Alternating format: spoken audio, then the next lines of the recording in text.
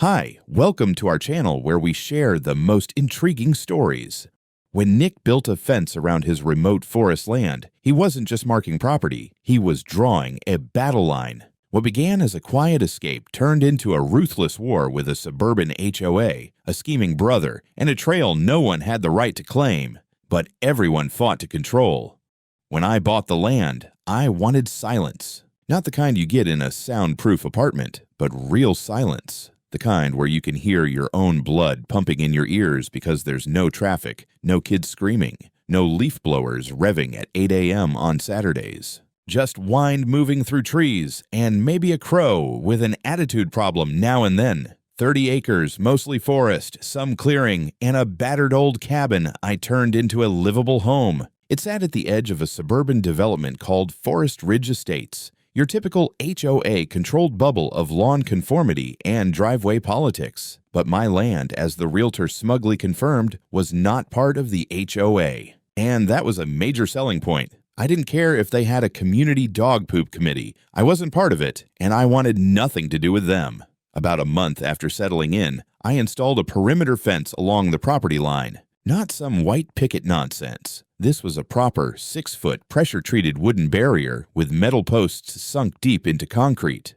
My land, my line. I had the original survey, and I paid an extra $1,000 to have a second one done just to be sure. Turned out, the property line cut straight through what used to be an informal walking trail used by the HOA residents for their scenic dog walks, jogs, and, if the empty beer cans were any indication, teenage drinking parties. Too bad. The day after the fence went up, I was out back checking one of the corner posts when I heard someone approach from the other side. A woman's voice. Sharp, like someone used to people shutting up when she speaks. "You can't just do this," she said, arms folded over a clipboard as if the thing gave her legal authority. She had a Forest Ridge polo shirt on, the kind that practically screamed HOA president. "I already did," I replied, wiping my hands on my jeans. "Private property. Fence is legal. Problem? I'm Linda Turner. I represent the Homeowners Association. That fence blocks public access to a community trail we've used for decades." I gave her a smile I reserve for people who mistake confidence for authority. "Then maybe you should have bought the land." Her nostrils flared. "This land connects our neighborhood to the forest loop. Families use this route for exercise, dog walking, and trespassing," I cut in. "Which ends now." She didn't like that. Her mouth did that thing where it twitches like she wants to say something truly venomous, but is trying to play nice for now. "I'll be speaking to the county. There may be legal consequences if you've blocked historical access. We have rights." I shrugged. "Then bring paperwork. Otherwise, stay off my land." She left in a huff, muttering something about entitled hermits and lawsuits. I waved as she stomped away down the trail that was no longer a trail. 2 days later, I came home from a supply run to find the northwest corner of my fence torn down. Not cleanly. Boards had been kicked in, posts yanked sideways. Someone had spray painted the words, "This isn't yours," on one of the panels. Funny thing about that, my deed, my survey, and the $290,000 I paid for the place all begged to differ. I called the sheriff's department, filed a vandalism report, and sent the incident footage. Thank you, trail cams, to both my lawyer and the HOA office. I didn't get a reply from the HOA, but someone did drive by my place real slow that night. Lights off. Just enough to set my dog barking. Next morning, I rebuilt the damaged section stronger, added more cameras, and posted new private property and no trespassing signs every 50 feet. And that was when the real fun began. A few days after the fence was patched up, I got a call from my brother Trevor. We hadn't talked much since I moved out here. He was always more urban, a city guy. Drove a Tesla, called his kids by their full names, and once tried to convince me to put a modern water feature in front of the cabin, like I was building a meditation spa. Still, blood's blood. "Nick," he said, not even a hello. "What's this I'm hearing about you causing problems with the neighbors?" I blinked. "Problems? You talked to the HOA or something." "I talked to Sharon, my old coworker. Her sister lives in Forest Ridge. She says you blocked off their trail with a giant fence like some survivalist lunatic." I laughed. "A survivalist lunatic with a land deed, a property survey, and $10,000 in treated lumber? Yeah. You could have handled this better," he muttered. "I mean, you live next to people. It's not the woods of Montana."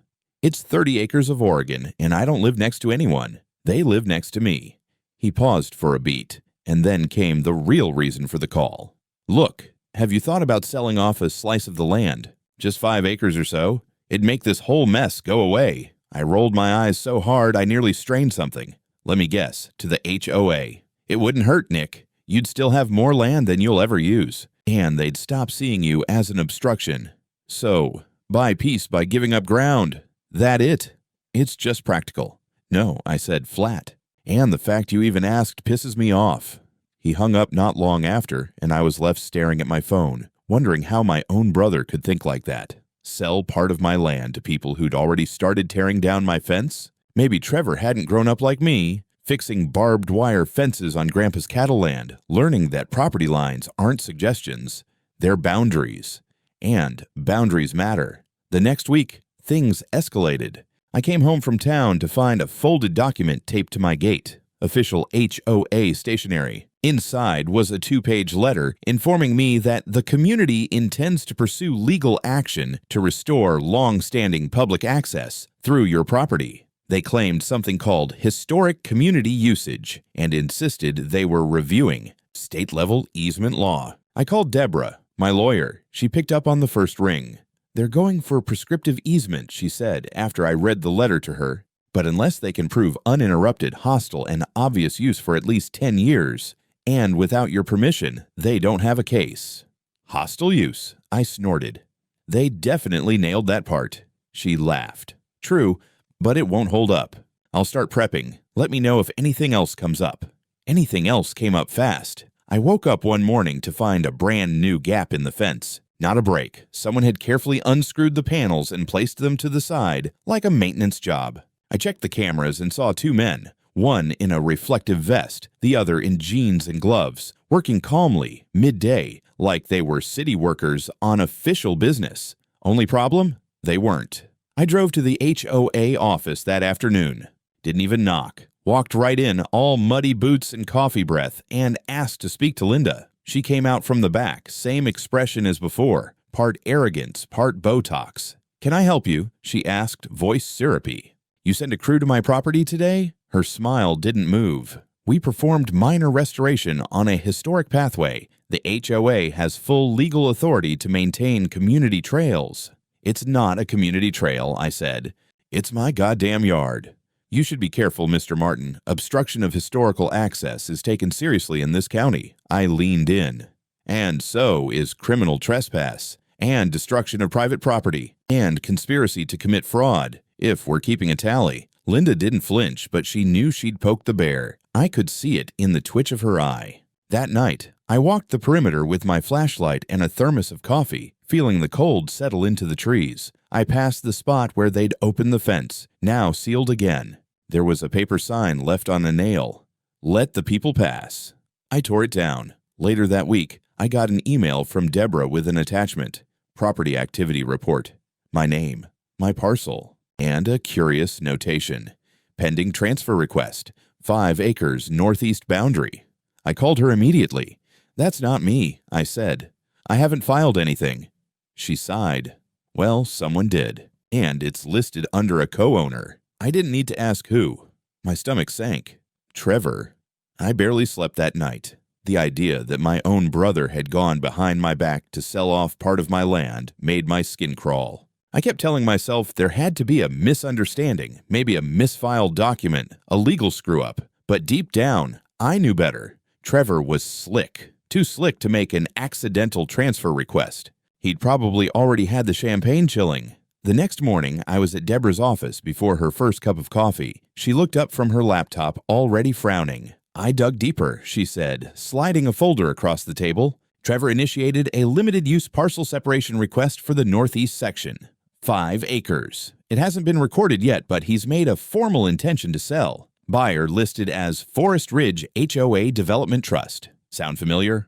I laughed. It wasn't a happy laugh. "He used my name," I said quietly. "That land's still under joint inheritance, but he knows I live here. I've invested in it. And he just slices it off like a damn pie." Technically, Deborah said, choosing her words like she was defusing a bomb, you have legal standing to challenge the partition. The courts don't like unilateral asset moves on co-owned land without notice. I can file a freeze motion today. Do it. While Deborah got to work nuking the deal, I focused on the other storm brewing, HOA's lawsuit. They'd gone from huffy letters and passive-aggressive flyers to full-blown legal action. According to the packet that landed in my mailbox like a brick, they were suing for the recognition of a prescriptive easement through my land, claimed the trail had been openly and continuously used for public access for more than a decade. Bold claim, considering they'd only been a community for about 9 years. And the last 3 of those, the trail was barely visible under blackberry vines and trash left behind by God knows who. Still, they weren't stupid. They were building a case, and they had a star witness lined up, a man named Dr. Robert Grayson, a respected land use professor from the local university, listed as an independent expert hired to testify to the existence of historic public access. I knew the name. Grayson had written papers on rural access rights, usually siding with communities over private owners. I didn't like the optics, so I did what any pissed-off landowner would do. I started digging. First, I reviewed every aerial photo I could find, county records, satellite maps, old forestry survey images. The so-called trail was nearly non-existent until 5 or 6 years ago, and even then, it curved wildly depending on where people trampled grass. There was no fixed path. No maintained route. Next, I looked into Grayson himself.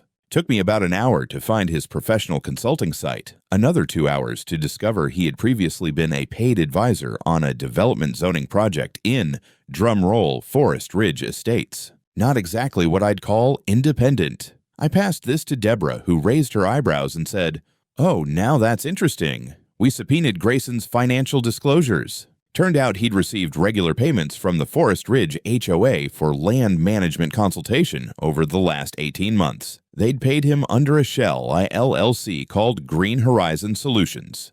Subtle. Real subtle. Deborah pounced on that like a wolf in a courtroom. When the preliminary hearing started, the HOA's lawyer strutted in like a guy who thought he had this locked up. They presented community statements, a few photos of families walking through the woods, and a digital reconstruction of the original trail, a dashed red line tracing directly through my now fenced property. It looked official, slick, persuasive even. Then Deborah stood up and calmly asked the judge for evidentiary review. She handed over the aerial surveys, the expert witness financial links, the payment records, and, just for spice, a series of emails we'd quietly obtained from a disgruntled HOA board member named Tom Mercer. One of those emails was from Linda Turner herself. It read, "If we get Grayson on board, the judge will lean our way. People trust professors. Just tell him to highlight continuity of use. We'll fill in the details later." The judge blinked.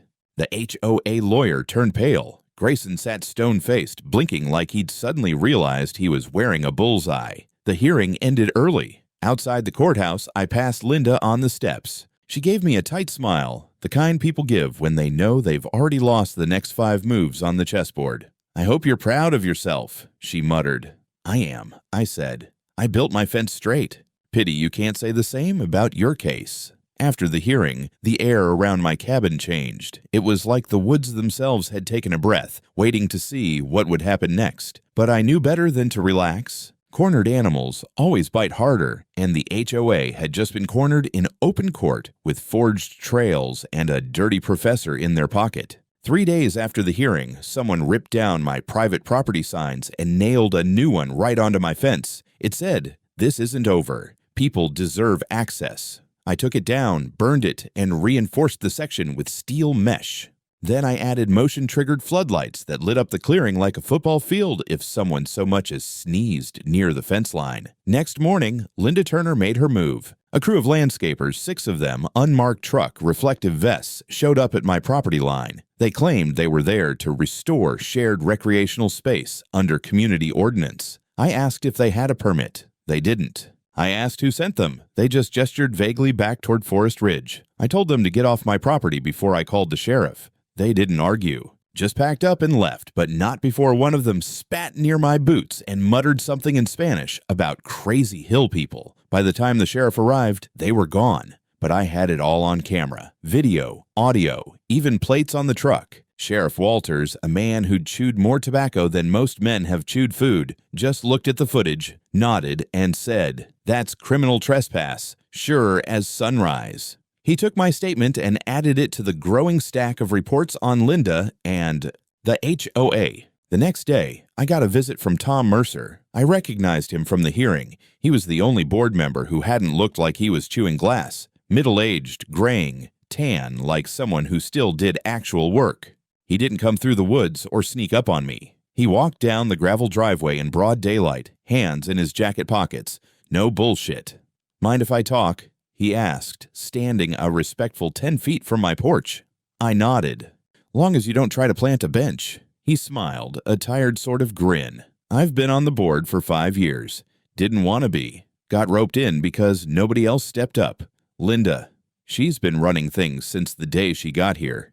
The rest of us mostly just voted how she wanted, kept the grass neat, stayed out of trouble, and now she's panicking," he said. "Trying to make this your fault. Says you're setting a dangerous precedent." "For what? Owning my land?"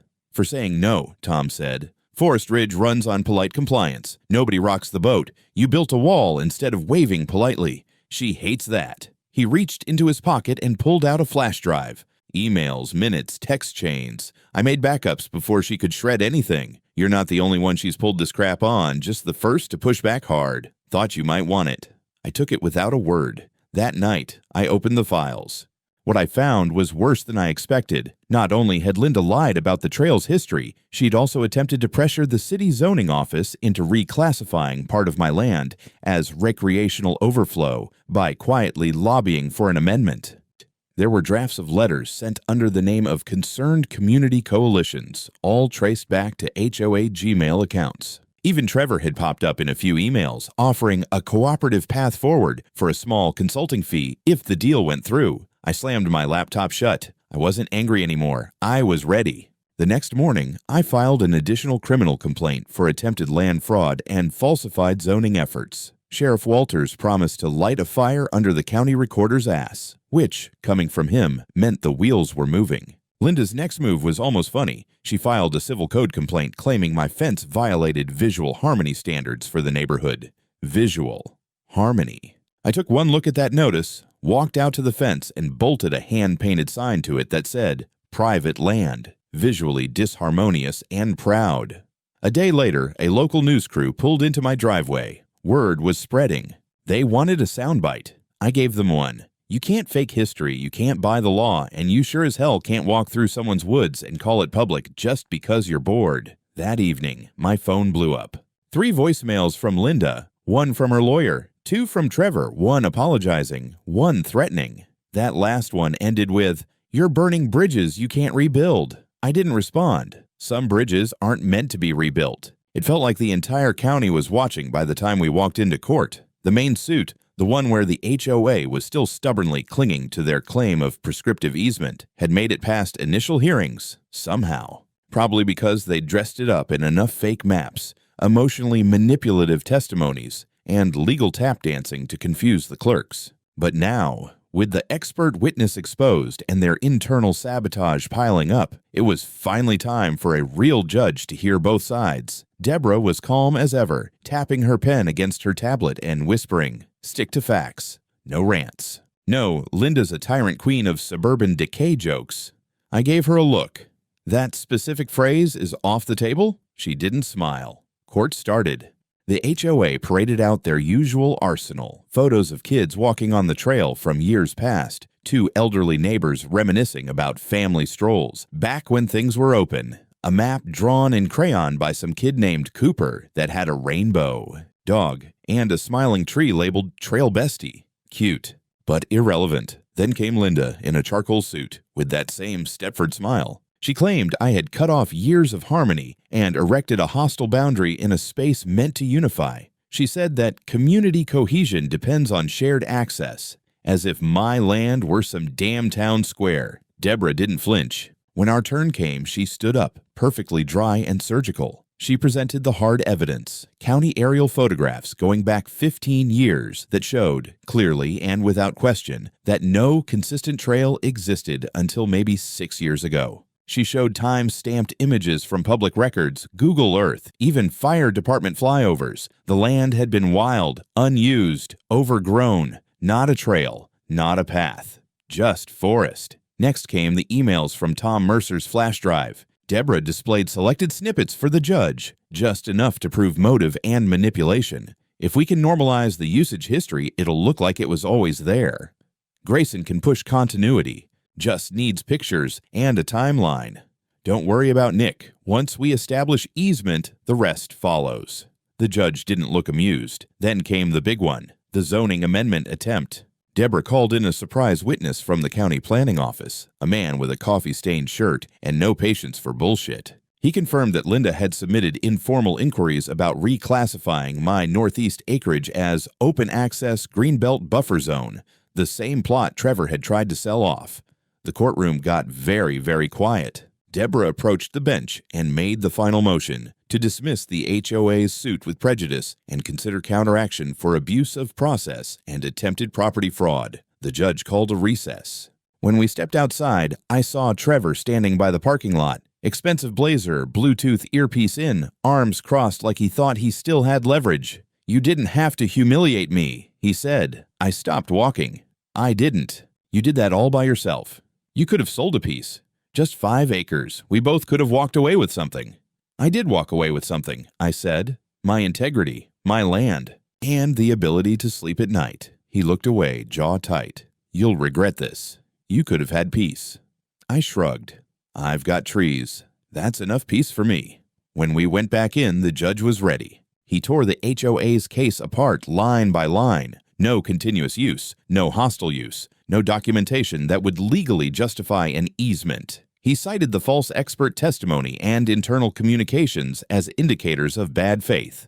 Then, in a tone that could strip paint off a wall, he dismissed the case with prejudice, forbidding them from filing any future suits based on the same claim. But he didn't stop there. He ordered the HOA to pay my legal fees, court costs, and a civil penalty for procedural abuse. Then he issued a warning directly to Linda, on record. Any future actions to misrepresent land usage, manipulate zoning boards, or harass property owners could lead to criminal investigation. As the judge wrapped up, I didn't gloat. I didn't grin. I just stood up, adjusted my jacket, and walked out with Deborah beside me, feeling like I'd been holding my breath for months and was finally allowed to exhale. Outside, the press was waiting.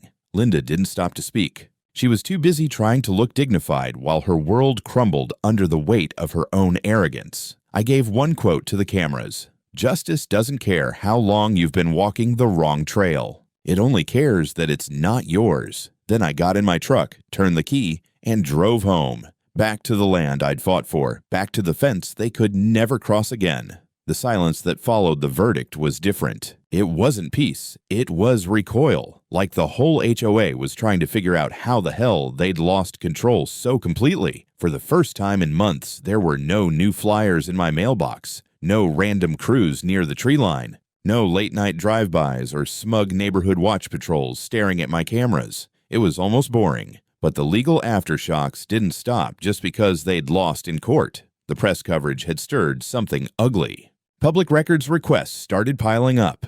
HOA members, ones who never showed up to meetings, suddenly wanted answers. And the answers weren't good. Tom kept me updated. He said several residents were deeply concerned to find out their HOA dues had been quietly funneled into a legal defense fund that nobody voted on. Others were furious that Linda had dragged the community into what now looked like a petty land grab. One guy apparently had believed the trail was public and had even put it on Airbnb listings for his rental as an amenity. Oops. Then came the emergency board meeting. I didn't go. I stayed home with a beer and watched the feed online. Tom had convinced them to live stream it for transparency. The HOA clubhouse was packed. Linda stood at the front, flanked by her usual yes men, but even through the screen, you could see it. She was sweating. Literally, Tom presented everything, the legal costs, the judge's rebuke, the emails, the zoning stunt. Then he dropped the bombshell. The civil penalty was being passed on directly to the HOA budget, which meant higher dues, which meant Linda had effectively taxed her neighbors to fund her vendetta. That's when it happened. One woman stood up and said, "I move that we remove Linda Turner as HOA president, effective immediately." Someone else seconded it. They voted. Linda didn't even argue. She just gathered her folders, walked out, and didn't look back. Her car screeched out of the parking lot 5 minutes later. The live stream caught her peeling out like a teenager leaving prom. Tom was named interim president. First order of business: no more legal actions without full community vote and outside council verification. Second order: no future attempt to interfere with properties not governed by the HOA charter. I clicked the stream off and leaned back in my chair. Later that week, Tom dropped by with an envelope. Inside was a check, full reimbursement for the legal fees, per court order. The HOA had cut it fast, probably trying to save face. "You can cash that," he said, "or burn it and frame the ashes. Either way, it's yours." I cashed it. Then I used part of it to do something I'd been thinking about since this all began. I started building a nature trail through my forest. But not just any trail. This one had gates, controlled access, sign-ins. The trail was educational, designed for local schools, conservation groups, and actual nature lovers, not joggers looking for shortcuts or retirees walking their yappy dogs through private land like it was a goddamn public park. I hired a biologist to help design it. Native plant markers, animal tracking guides, observation decks. Real value, real purpose. Applications flooded in. I let in a few scout troops, one homeschool group, a pair of wildlife photographers. Every one of them signed waivers, respected the rules, and thanked me. They didn't expect access. They asked for it. Big difference. The funny part, a few of the Forest Ridge folks actually applied too. One of them, older guy, Marine bumper sticker on his truck, stood at my new trailhead one morning and said, "I didn't vote for any of that HOA bullshit. Just wanted to say thanks for doing this right." I nodded, didn't say much. He left his boots outside the gate, wiped his feet before walking in. Linda, meanwhile, disappeared. Word was she sold her house, left town. No farewell letter, no Facebook drama. Just gone. Good. As for Trevor, he sent a letter. No apology. Just a printed copy of some article about the new land barons, a smug piece about private landowners gaining legal victories across the country. At the bottom, he'd scrawled, "Guess you're one of them now." I tossed it in the fire. The trail opened on a cloudy Thursday in early spring. No ribbon cutting, no press, just a new wooden sign mounted between two cedar posts at the trailhead. Private land, access by permission only. Respect it or lose it. Beneath it, a small mailbox with laminated forms, waivers, visitor logs, simple rules, no fires, no bikes, no dogs off leash, and absolutely no HOA involvement. I figured maybe 5 or 6 people would apply in the first month. I underestimated how starved people were for real nature, not manicured parks with trash cans every 50 feet and jogging moms yelling into Bluetooth headsets, but actual woods. Wild, muddy, alive. The first visitors were a biology class from the local high school. The teacher was a soft-spoken woman who called ahead, double-checked the boundaries, and showed up early with laminated ID badges for all the students. They stayed for 2 hours, took samples, sketched leaf shapes. One kid asked if the birds out here were real.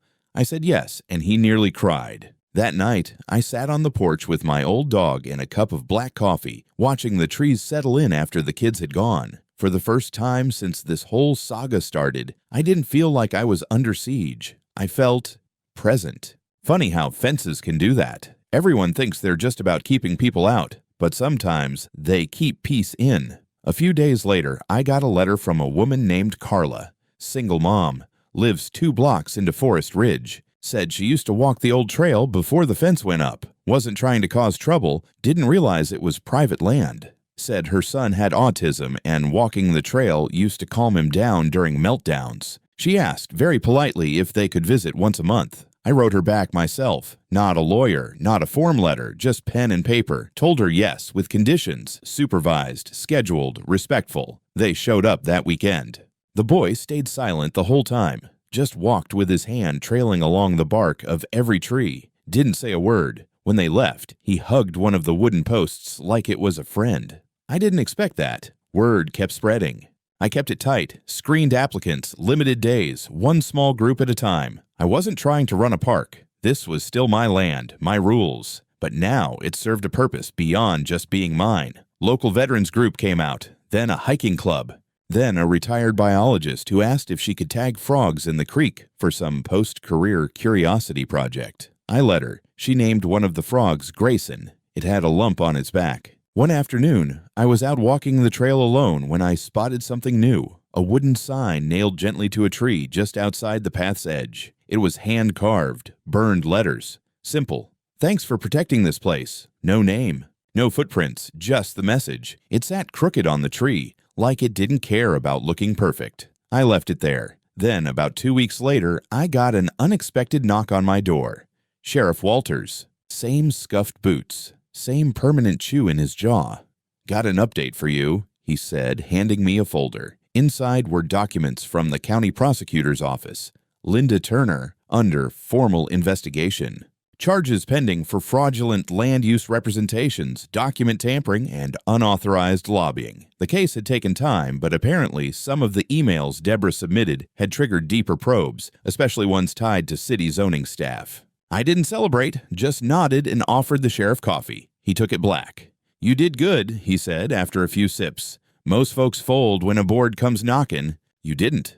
I didn't like being told the trail belonged to everyone when it never did. I said, "Ownership's not just a word on paper, it's responsibility." He tipped his hat and left. Later that evening, I walked to the edge of my property where the old break in the fence had been. It was sealed now, reinforced with stone and wood. Moss had started growing along the bottom. Natural repair, no boots had crossed it in weeks. Above it, I'd installed a simple bronze plaque. Not flashy, just clear. This boundary stands not to divide us, but to remind us who it belongs to. It had been almost a year since the lawsuit. The trail was still open, but only sometimes. I kept a rotating calendar, vetted groups carefully, and added 2 gates with keypad entry. The old walkthrough that started this whole mess was now fully reclaimed by the forest. A few boards still bore the scars from crowbars and angry fists, but I kept them as reminders. The land had changed. Or maybe I had. I no longer thought of it as mine in the defiant sense. It was still my property, yes.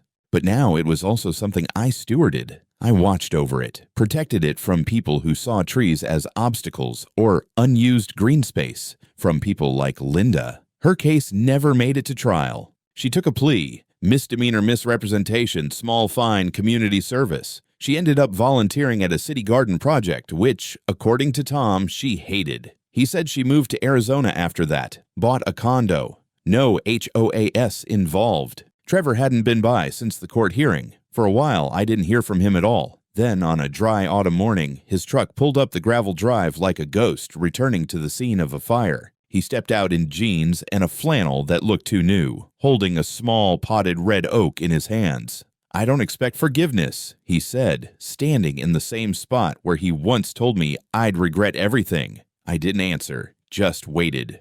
But I thought maybe we could plant this. For Dad. He always said oaks were the best kind of stubborn. I took the pot from his hands. The roots were healthy, soil still damp. We didn't talk much after that. Just walked down to the northern clearing, found a good patch of sun, and dug. The tree went in easy. I packed the soil with my boots, then we stood back and looked at it. "Guess I can still visit?" he asked, not looking at me. "Gate code's the same," I said. He nodded, then drove off without another word. I didn't feel triumphant. I felt lighter. Weeks passed. I kept doing what I always did. Maintenance, trail checks, drinking too much coffee while watching deer tiptoe across the brush. One morning I found 2 kids sitting quietly on one of the benches I'd built. They'd wandered in with their grandmother from the approved group. She was resting, letting them explore. I asked what they liked most about the trail. "The quiet," one of them said. "The frogs," said the other. I smiled. "You ever name one?" "Yeah," the younger one said. "Mine's called Trevor." I nearly choked. That night, I sat on my porch, pen in hand, trying to write something on a brass plate I wanted to mount at the main gate. It took a while, but eventually I carved the words in myself, slow and careful. This land isn't open to all. It's open to those who respect it. I think that's all I ever wanted. Not to keep people out, just to remind them that not everything is theirs for the taking.